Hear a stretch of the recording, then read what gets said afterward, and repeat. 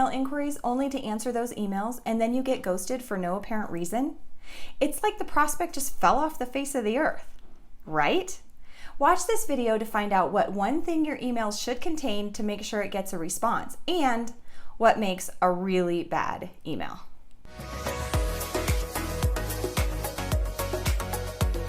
Let's talk about one-to-one emails. Those exchanges between you and a prospective customer where you answer their questions and try to convince them to do business with you. Before a couple buys your product or service, they want a personal connection with you.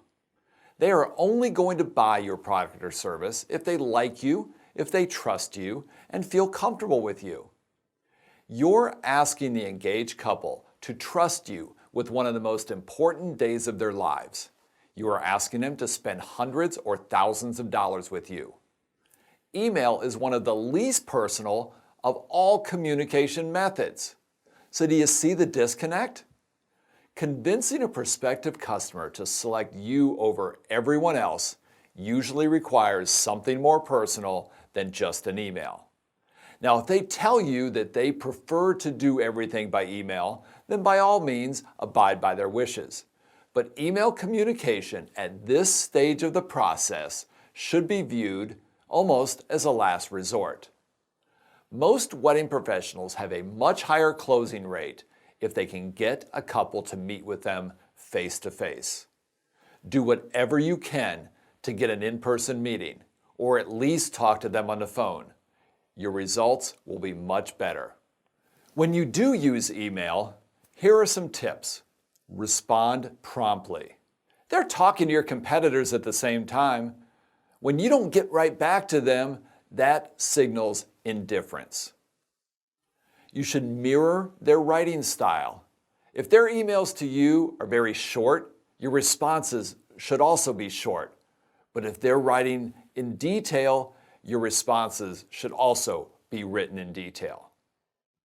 Keep notes. Anything that they tell you, little things about them or their wedding, you can drop those into your emails so that your emails sound personalized. And definitely check for typos and grammatical errors. You should always include a call to action. Call to action can be make an appointment, schedule a tasting, take advantage of our offer. And always end your email with a question. It keeps the dialogue going. Do you want to know the number one reason why most emails sent by wedding professionals to engaged couples don't perform very well? It's because they're bad. They're really, really bad. Why? Here's an example, an actual email I saw recently. I only changed the name. Hi, I'm John Smith from John Smith Photography, and I have a great deal for you. Our wedding packages include 2 photographers, 8 hours of coverage, unlimited photos, online gallery, all editing and post-production, link to download all high-res files, copyrights to all photos. The price for this package is $29.50. Only half of this is due with contract and the rest is not due until the week of the wedding. We accept all major credit cards. If you wish to discuss further, please let me know. My website and link to reviews are below. As of now, your date is still available. Thanks. You have just asked her to marry you before you've even had a first date. They don't know you. They don't know if they need your stuff. You don't know if they need your stuff. But your email just jumps right into buy my stuff.